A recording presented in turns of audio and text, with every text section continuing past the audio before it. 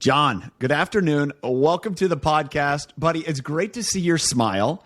So excited for this conversation. And, for the listeners, John and I have known each other several years now.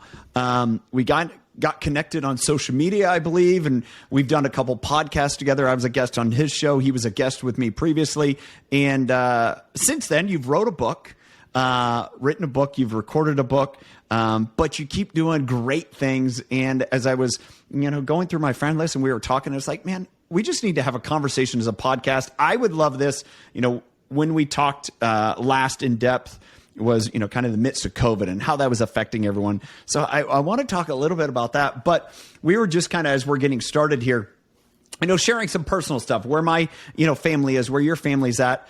And you shared something that I think is really pivotal. And you talked about being in your 40s and learning lessons and, what you do with your company, LearnLoft, and how teaching the lessons not only apply for leaders in their business, but also in their personal life. So I'm going to let you say hi and then jump off from there. No, I'm excited to be here, man. It's a real pleasure to be on and to talk about things that matter. And I think that's what I've always appreciated about you the most, is you're not afraid to talk about things that really matter and that are going on in people's lives. And certainly there's nothing wrong with the surface level stuff. Yeah. Okay. There's all kinds of great quotes and things that we can use and talk about that can help us on the surface. But I think in reality, there's a lot deeper things going on in the world, and you've never shied away from talking about the stuff that really matters, whether it be the way you show up as a husband or as a wife, the way you show up as a parent,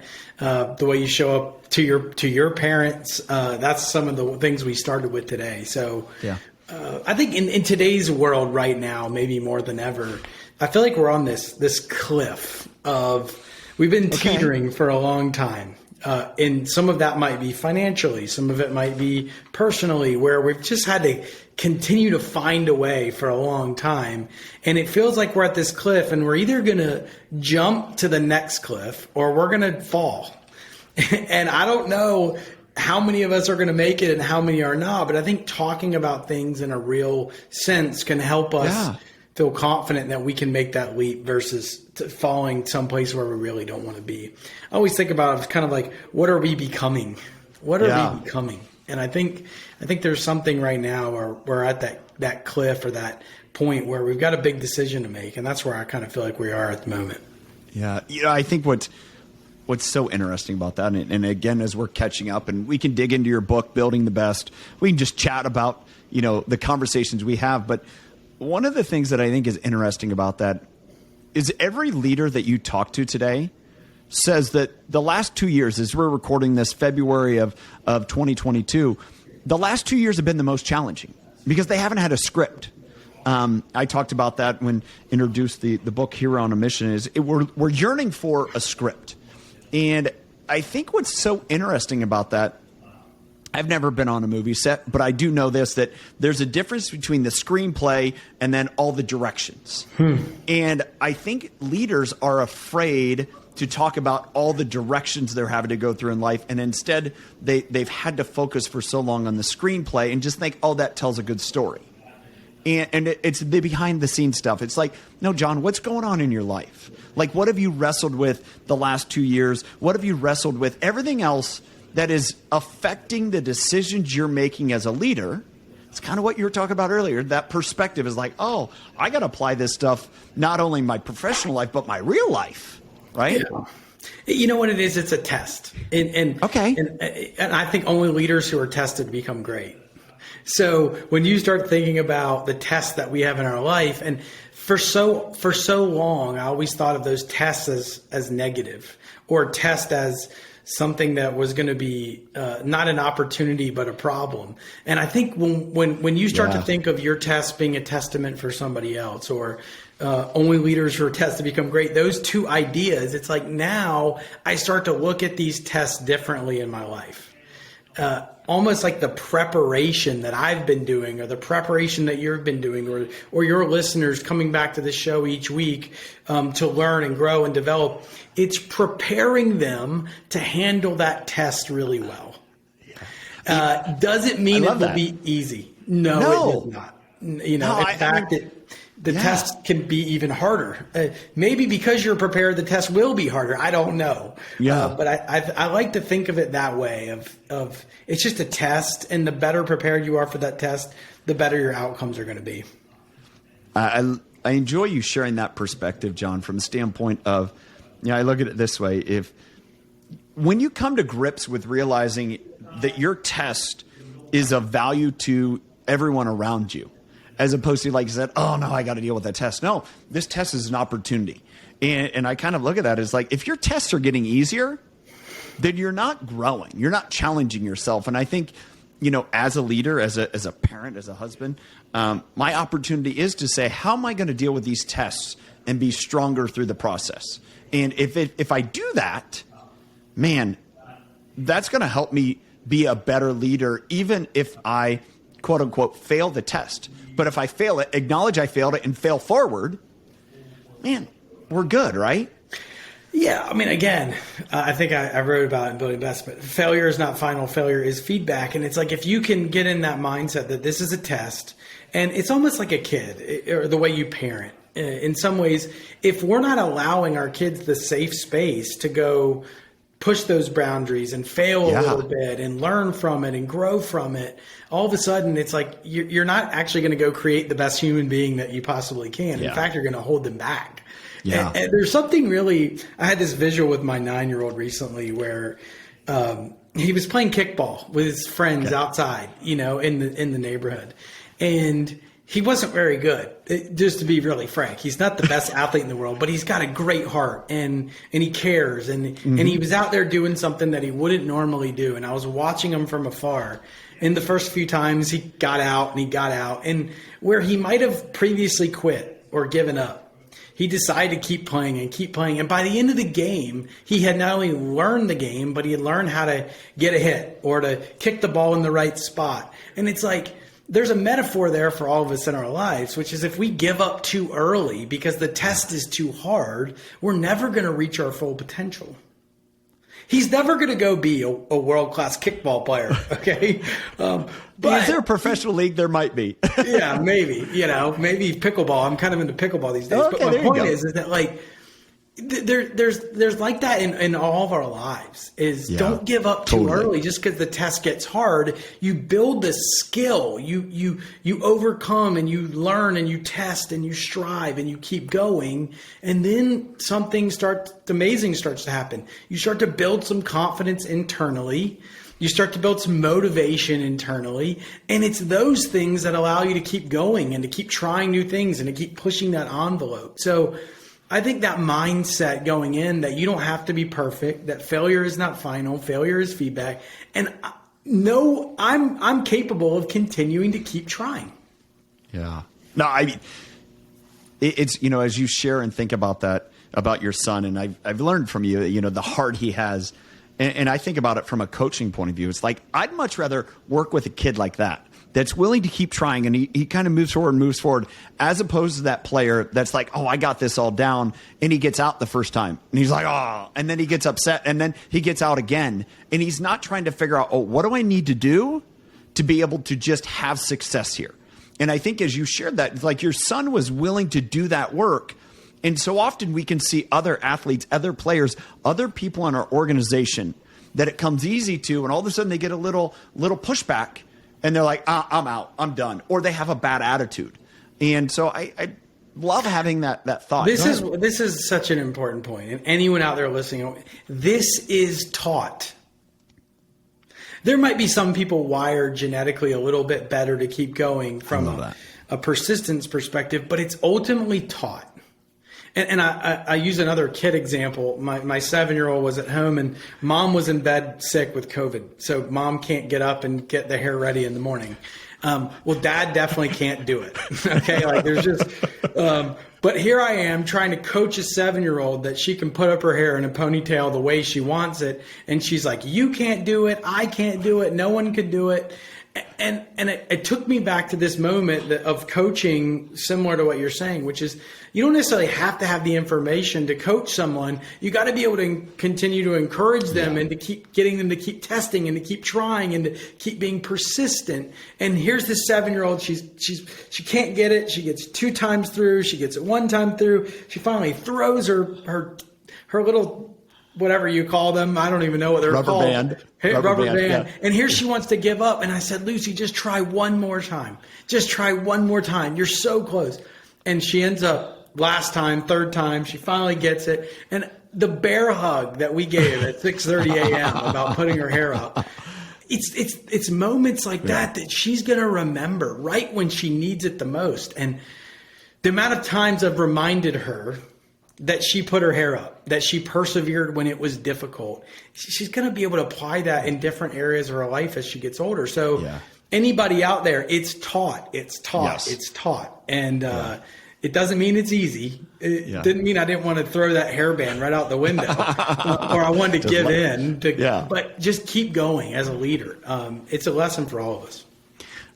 One of the things we've at times when we catch up, we talk about what's going on, life, business, just kind of our perspective, and we see leadership, which is very much in line.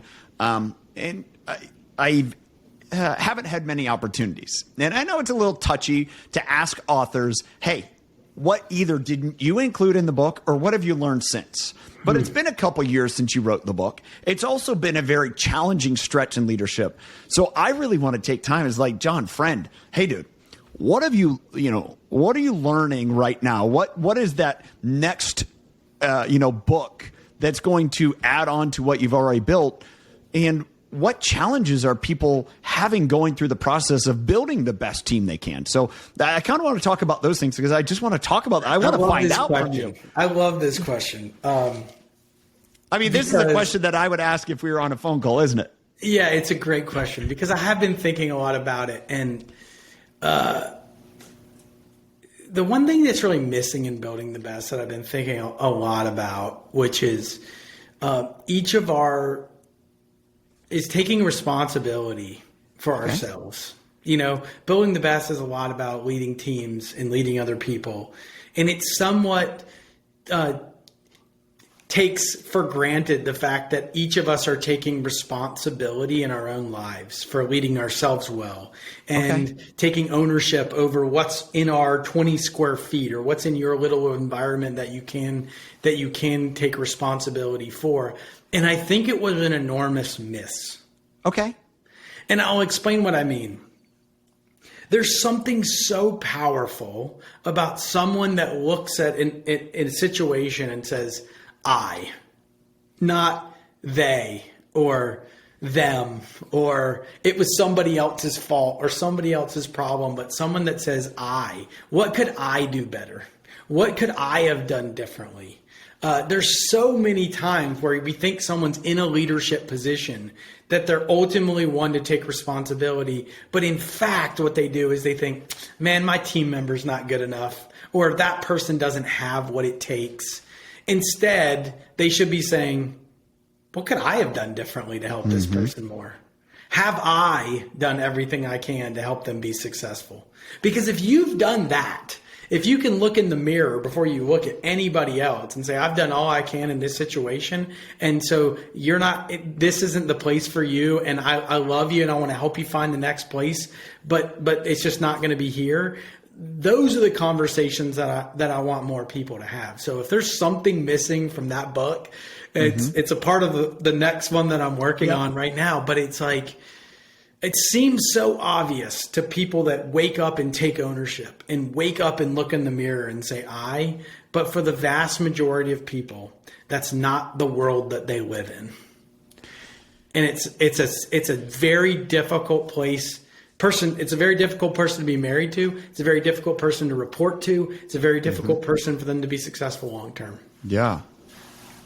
I'm guessing there's some life experiences that spotlighted that too. But to me, the question I wrote down here as you said that is as a leader, and you're facing that and taking responsibility as I, more powerful than we? Because you said instead of pointing at them or my team or those individuals in the organization, whatever it may be, when you say I, and you did a great job of describing in our interaction, if I'm leading you, we're working together, and John, you're not developing, you're not this or that. And instead of saying, all right, how do we fix this? If we say, no, to me, that's got to be more powerful.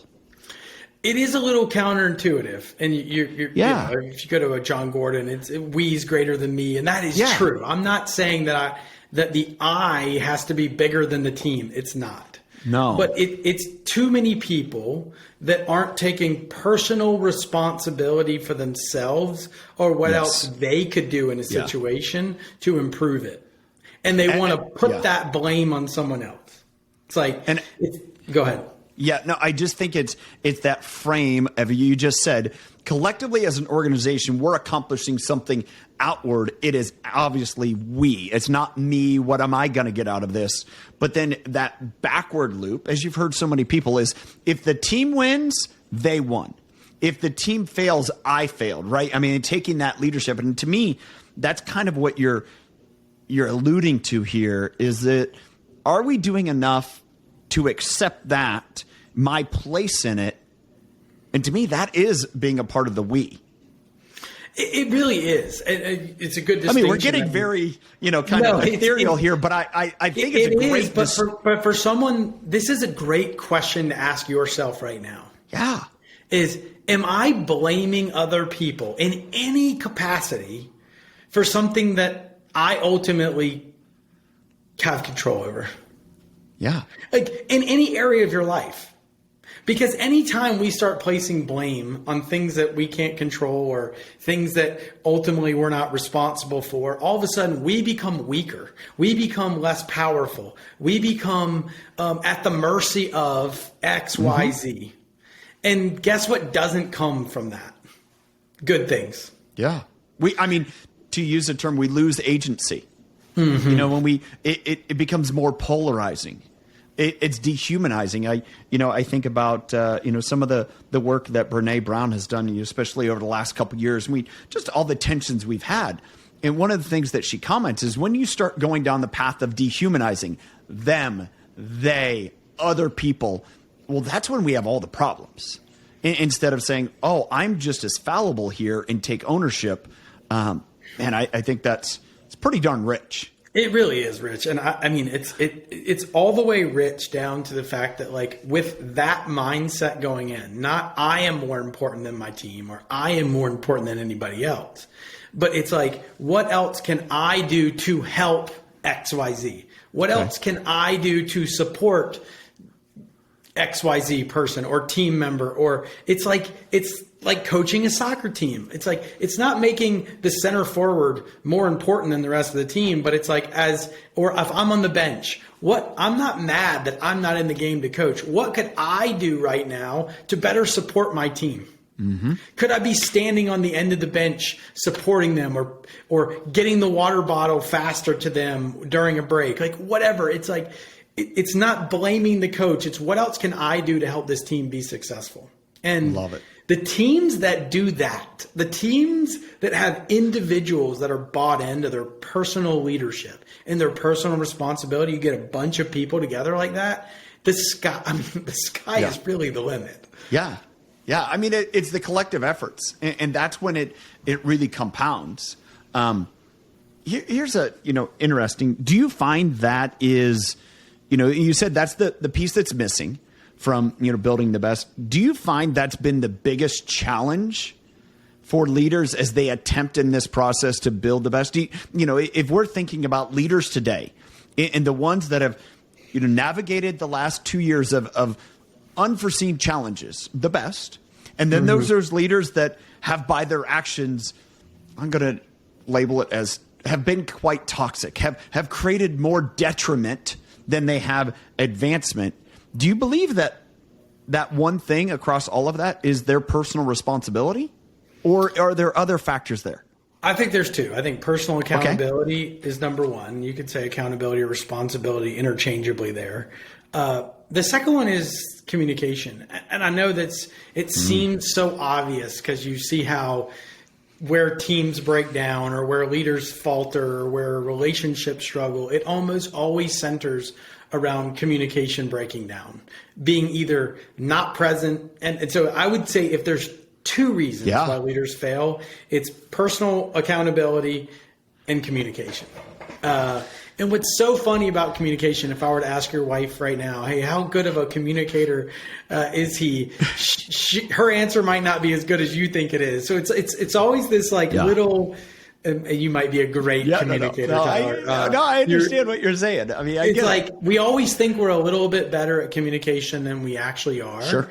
And so it's one of those lenses that I want leaders to start to look through is, if I asked every single member of my team what our core values are, could they repeat them? Mm-hmm. And secondarily, could they teach them? One thing to repeat them, another thing to teach them. And so those are the types of things when you start thinking, hey, I'm a good communicator, my team can repeat them. I'm a great communicator when my team can teach them. I love that. So that's good. So wait, time out. You just shared a great lesson. So say that again, because I want to make sure, as everyone else is, I'm about ready to take notes here, and hopefully everyone listening in too. Go ahead. Good communicators, their teams can repeat what they heard. As an example, they repeat the core values, they repeat the vision, or they repeat the process that a team needs to go through. But you're a great communicator when your team can teach those things that you've told them. Oh man. And it seems so simple. But we started a little Bible study in one of these organizations that I'm a part of. And I was so mesmerized by this lesson because we started going through the book of John. And when I went through the book of John and just repeating them or being a part of the Bible study, it was no big deal. Uh-huh. But when I had to prepare to teach chapter 3 and 4 of John, the level of preparation required to teach it was so much greater.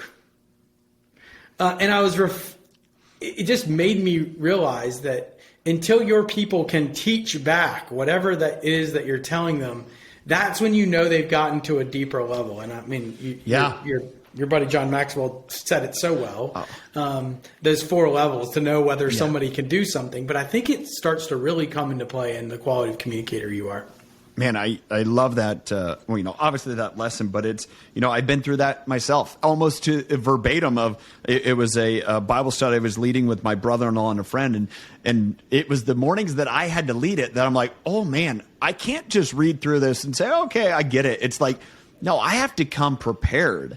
And I think there comes back to that personal accountability, is if you're accountable to it, then you will do that preparation. If you're kind of like, nah, I'll just go through the motions, my communication, I'll just read it off the list. And I think part of that is really, I'm going to put you on the spot here, but it's a good conversation here, is what's the connecting point between this accountability and communication? Meaning, what's the connective thread between those? And what action is a connective thread? Meaning, if I'm going to, you tell me, Tyler, all right, you act like this as a leader, and that's going to put you in the place to be personally accountable, but it's also going to create a mindset that you choose to communicate more effectively. How would you describe that?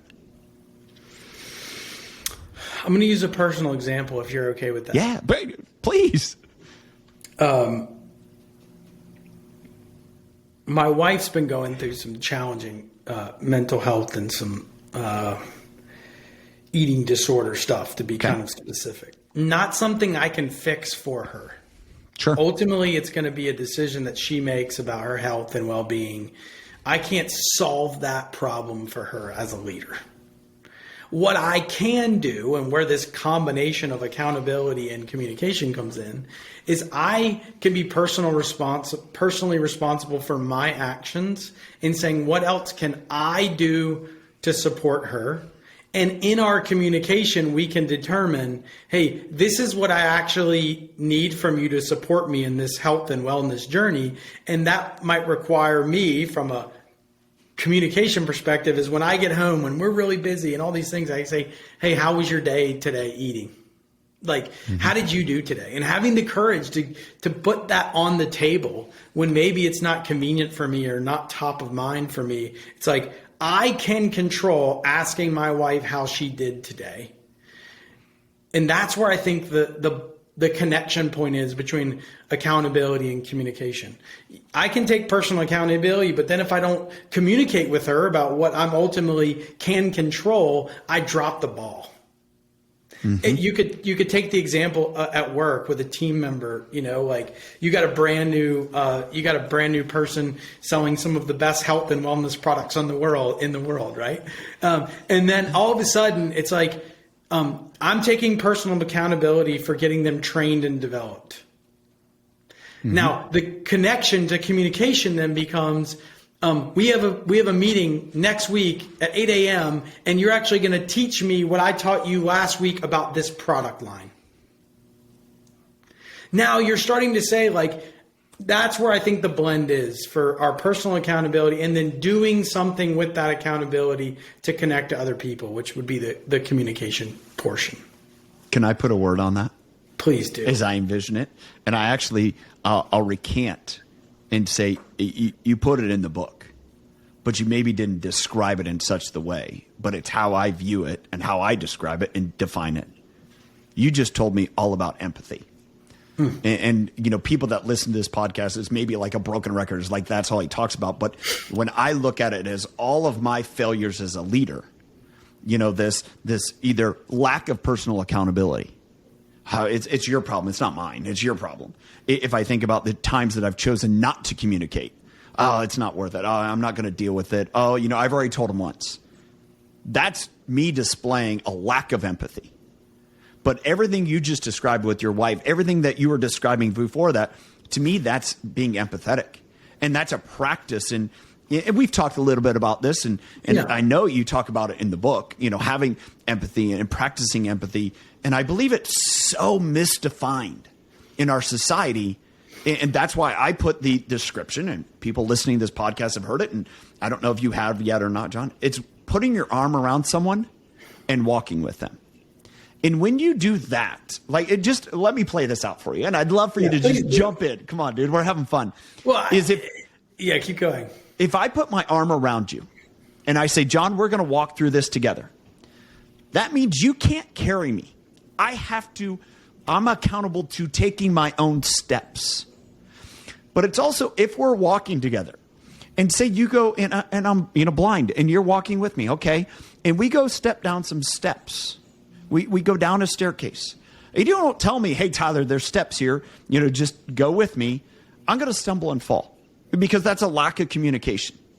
And it's this idea of, and I believe empathy is on a spectrum. And it's kind of like you're callous and hard. That's, low empathy. You're a doormat. That's low empathy. And being truly empathetic somewhere in the middle is where you're personally accountable, but you're also engaging and communicating with someone else. And to me, that's how I view it. And that, to me, is the solution here. Go ahead. I think I like the way you describe it. I mean, in the book, we describe it as putting yourself in someone else's shoes and acting differently because of it. I mean, it's one thing to put yourself in their shoes. It's another thing to act differently because of it. What's your point? Yeah. Like putting your arm around them and then walking with them, right? Yeah. I think you're right. And it's become such an important leadership skill. It really has, maybe more than ever. The amount of things going on in this world, let's take a look at the return to the office that so many organizations and so many managers are facing right now. In many ways, it's a great thing to return to the office and be around people and build that community and build those kinds of things. But at the same time, just the rule for rule's sake as a leader or a manager and just saying, this is the way we're going to do it moving forward, but not taking into account that that person might have a kid or this at home or this going on. And it's I'm all for standards. I'm all for setting that bar high, but at the same time knowing that this pandemic's changed us. Yeah. And it's not all bad. All bad. I think of the example, and it was funny. I was watching a TV show last night, and to me there were two things. Billions. Okay. And the latest episode, and Mike Prince, the now main character or one of the main characters, put up Wooden's pyramid in his office. And these financial traders, and he makes the mention in this episode about Wooden understood that you treat people fairly, but not equally. Meaning top performers get a different, amount of treatment because of who they are and what they are. And it doesn't mean that you can't get treated differently. It's just performed differently. And, I look at this as we're describing is, if you're talking about return to office of, so many challenges different corporations and leaders have experienced. And it's driven a wedge between so many people because you're like, just understand my situation. A friend of mine, he's a financial advisor, manages a firm, and he was telling me one of his guys has not been back in the office in 2 years. And last year, 2021, and this is like a 25-year career, was his best year ever. And he calls him up. He's like, dude, what's going on? He goes, I'm way more productive. I feel better about myself. I'm not just going through the motions. I'm not looking to and so for him to go back in the office would be a detriment to him and all of his clients. And to me, that's just, we've had this opportunity that shoved every leader in the face to say, you can choose to be empathetic. Do you want to be? And that's a good question. It's really comes down to that. It's like, do you want to be the a-hole that's hard and you have to be this way? Or to the other extent where people have gotten taken advantage of because they're the doormat. And to me, that's not healthy either for organizations. No, it's not healthy. Somebody wants to take advantage of you. No. That's exactly. And you're so right. And I hate. Please don't say that. You are. You are really right. It's because I failed. No, but for leaders to think about, particularly big organizations with, and we don't need to get into all the details of it, but the real estate, and they want to make sure that investment and look, the office can be great. This is not a knock on the office. Think of if I'm a leader and I'm thinking I got a guy that's just out of college and he's never been in the office and he doesn't have mentors or people in his walk. Like, I've got to get him back in the office because I need to help him continue to grow and develop. Like, he might only know this. So what we're actually asking him to do by coming to the office might be inconvenient to him at the time, but you actually have his best interest in mind. Mm-hmm. That's not weak. That's strong. That's putting yourself in his shoes and acting differently because of it. Yeah. So to your point, as long as we don't go back into the office to do exactly what we're doing today remotely, then I'm okay with it. Yeah. If we're going back in the office just to go back in the office and we're going to keep working like we would at home, that is a terrible policy. Awful. Well, I think what's interesting, you talk about this, someone, I'm going to say their early 20s, new into a career, whatever they may be, and you say, hey, part of the office is being around the models and having the interaction with people. But here's what I find funny. And granted, my sister is, I got to look down at my watch to understand and think about, she is what, now 26, 20, she'll be 27 this year. And so just graduated a couple years ago. And the latter years of her education were all online. She didn't go to a physical class. So if we're thinking about this, people have to be in office. It's like, guess what? For the last couple years of their education, they rarely went to a class. They might go meet with a small group of people to work through a project, but a lot of the work they had to figure it out on their own. So we've conditioned a work culture to be able to work remote. And now that's why I think so many thrive. But there's also people like my sister who's like, I didn't thrive in that. I needed to be in the classroom. I needed to be around people. I want to work in that space. And I think giving people that flexibility, but underlining it, as you said, with, hey, what are the key factors I know that can only come when we interact in person? And so it's making sure that that's getting accomplished regardless of the office situation, which to me comes back to your point of communication, man. It does. And like, I was just thinking about like the events that you guys do, bringing management teams together or bringing all people, the high performers together throughout the year. Like, it could think, well, we could just do that online, which we did over COVID. Okay. Yeah. But there's something so powerful about the human connection too. I mean, I was at a management team dinner last week and I learned things by asking a really tough question to a management team about each other that we would just never get to virtually. And it helps you have better empathy for where that person or that man or woman comes from and why they make decisions the way they do. So that's where the point is for this return to work or office policy is if we're going back, we better be going back for a reason to have conversations like that. To try to understand and get to know people at a deeper and a human level, to work together as a team. If we're all just going back into the office to close our doors and work by ourselves, thanks but no thanks. Yeah. It's not worth it. It's not going. It will work, but people aren't going to like it. Yeah. They're going to lose the flexibility. So, let's talk about that from a standpoint to connect it, but just moving along is, what did you see or what have you worked with the organizations that you work with through LearnLoft, the ones that have really said, hey, how do we be intentional about all of that connectedness? How do we manage through that? Okay, say we're going to, as you just described, if we're going to come back into the office and we're doing things differently than we did at home, how is their intentionality through that process? What have leaders done there to really bridge that gap to move towards that great communication? Well, it comes down to starting. Everybody, whether they admit it or not, wants to feel like they're a part of something bigger than themselves and like they belong. Like, I don't care if it's Tyler or John or Amy or Kristen. It doesn't matter. Whether you're willing to admit that or not, you want to be a part of something bigger than yourselves and that you belong to something. And so the only way to do that, and what the great organizations have figured out, is that you've got to have centers of excellence or teams of excellence, which means your frontline managers become essential. Like, we used to think of a manager as someone that, stood on the line of the assembly line and making sure people showed up on time and that all the parts were there and like people worked fine. Okay. Now that we're in this thought-based economy, not saying there's not still manufacturing out there, but we're in this thought-based economy. So now our managers have to act and think like leaders who are bringing people together to achieve higher levels of excellence in the work that they do, which means that frontline manager has to be really well equipped to lead people. Like as good, if not better than the CEO.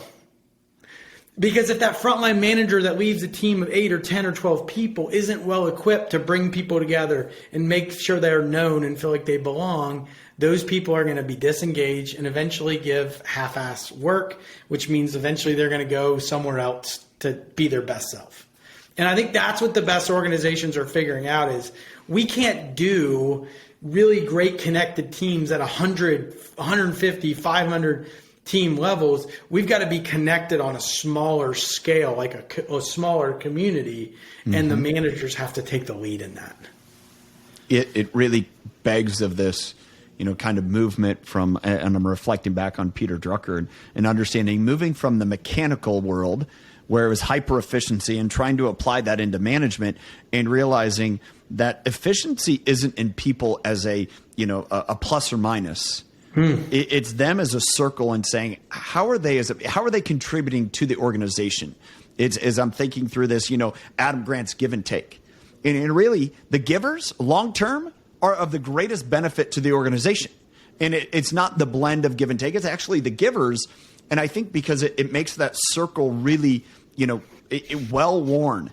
And as you describe this idea, it's like, hey, if I'm leading people, the most important thing I can do isn't about their efficiencies. How many calls did you make today? How many sales did you do today? It's like, John, tell me about what's going on in your life. Help me understand what you're going through right now. And let me connect with you to understand, okay, how can I take some of that burden? How can I free up some of it, knowing that, hey, as you described earlier with your daughter when your wife was sick, it's like, if I knew that as a manager saying, oh, okay, John, you know what? I understand you're dealing with that right now. Hey, we'll make sure we take things in place so you don't have to feel the stress of what's going on here at the office in our work, because what you're doing with your daughter is really important, because it's important to your family, which is important to us or as an organization.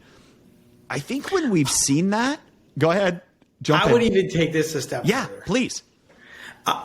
The future of work, and specifically the people that will be in demand more than maybe any other technical skill, are the people that can create a center of excellence of people, of a team, to get a team running as a center of excellence with every single team member feeling like they belong and they know how they contribute and they know how important they are. And because I think you can take those people that have that skill, that know how to do that, and you could plant them in any organization, in any industry, and they could turn a team around in a certain amount of time.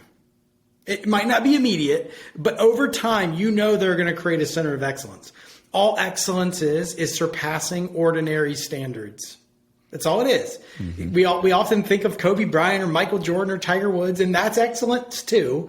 But a center of excellence is surpassing ordinary standards. And if you're getting a little bit better every single day, it's going to add up over the course of a year, over 5 years, over 10 years. So if people learn how to do that as a skill, as to take a team and get a little bit better and create a center of excellence, they'll have a job and they'll make an impact well beyond what they think they're capable of. I love it. And I love the opportunity to teach that.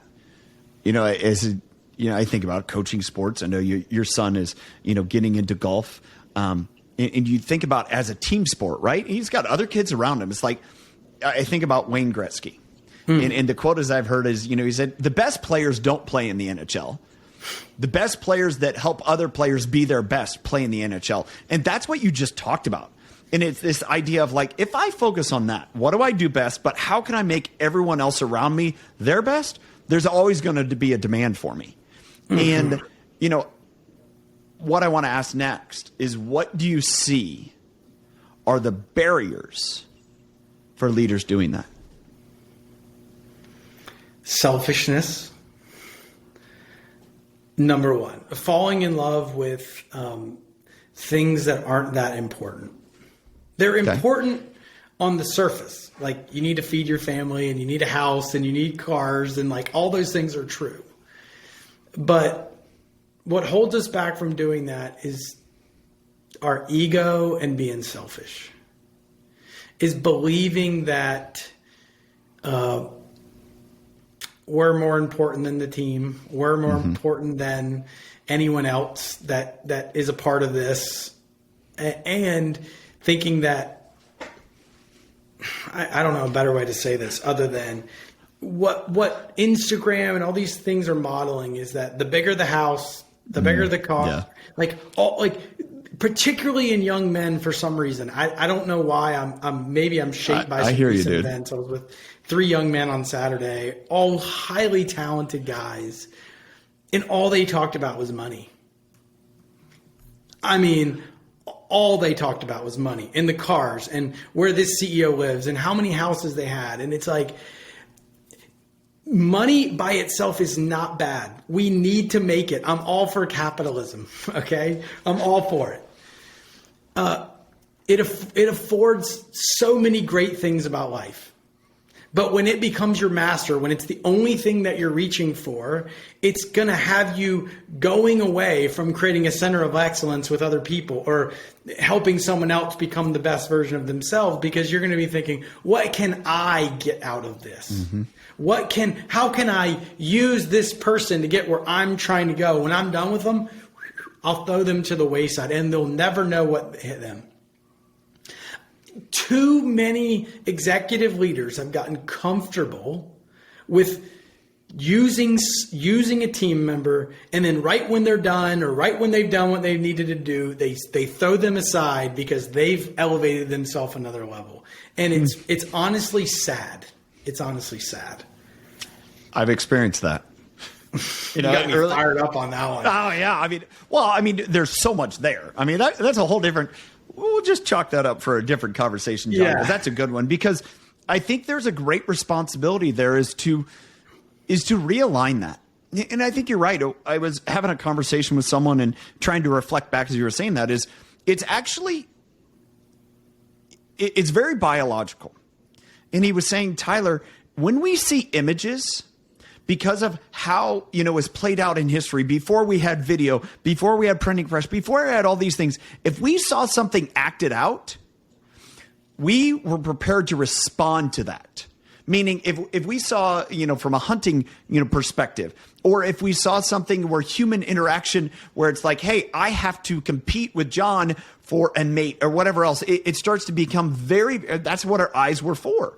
But if we hear something from a spoken word, it's completely different. It's not in that context. It's more of like, I'm teaching you, I'm expressing this to you. And so with that lens, and there's an expert in this area that told me about that I need to investigate more, but it really starts to take into consideration our content, what we consume, but what we broadcast, and how we want to create the change of what you just said. There's great responsibility. Yeah. There's something that's helped me lately. I've been thinking a lot about, like, the number of followers you have is great. Like, it can be exciting, and that's awesome. It increases your sphere of influence and impact, and those things are great. Money is great. But lately I've gotten really obsessed with kind of making an impact with what's right around me. Love it. Yeah. And I know it sounds almost counterintuitive, because it would be amazing to have Martin Luther King or Abraham Lincoln and have that kind of impact on the world. And by all means, I hope you do, or I hope I do. I have that kind of impact. But I also understand that I get the opportunity to impact, like, the people on the Teams call, or the people that I ran into at the end of church, or the person that came in for an interview. Even if they don't join my team, they're sitting in front of me for a reason right now. And I think more people thinking, hey, it's not about what might be out there or how many followers that I need to get to make this level. It's like, what about the 3 people that are watching this video?